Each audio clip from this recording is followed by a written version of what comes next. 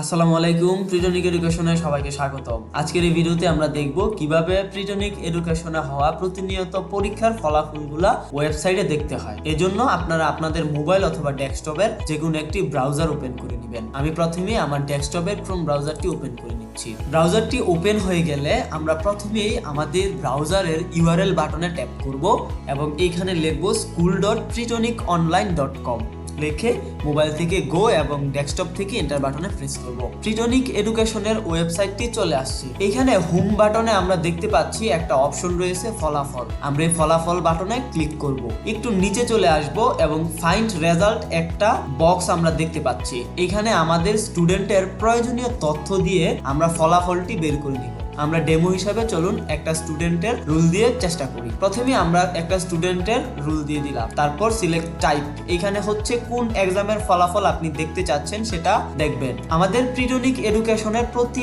মাসে যে পরীক্ষাগুলো হয়ে থাকে সেগুলা ওই মাসের মান্থলি এক্সামে অ্যাড হয়। তো আপনারা চাইলে প্রতি মাসের রেজাল্টগুলো দেখতে পারেন। এখন ফেব্রুয়ারি মাস চলছে। ফেব্রুয়ারি মাসে যত মাসিক পরীক্ষা, সপ্তাহের পরীক্ষা কিংবা সিটি পরীক্ষা হচ্ছে সেগুলা ফেব্রুয়ারি মান্থলি এক্সামের আন্ডারে অ্যাড হবে। তো আমরা এখানে মান্থলি এক্সাম ফেব্রুয়ারি এটা ক্লিক করে দিতে পারি। একটু নিচে আমরা দেখতে পাচ্ছি সিলেক্ট ডিপার্টমেন্ট। আমরা রুল অনুযায়ী এই শিক্ষার্থীর ডিপার্টমেন্ট বা ক্লাস দিব। তো আমরা 6 ক্লিক করলাম। সেকশন বা বেচ যেটা আছে, আমাদের এখানে যে বেচের নাম থাকে সেই বেচ আমাদেরকে এখানে দিয়ে দিতে হবে। ক্লাস 6 এর বেচের নাম হচ্ছে এক্সপ্লোরার 6। তো আমরা এক্সপ্লোরার 6 দিয়ে দিব। তাছাড়া এই বেচের নাম কিন্তু প্রতিনিয়তই পরিবর্তনশীল হতে পারে, প্রতি বছরই এটা পরিবর্তন হয়ে থাকে। আমরা এক্সপ্লোরার 6টা ক্লিক করলাম। এখন আমরা কোন বছরের রেজাল্ট দেখতে চাচ্ছি সেটা ক্লিক করব। 2026 সাল চলছে, 2026 সাল দিয়ে দিলাম। এখন আমরা সার্চ বাটনে ক্লিক করব।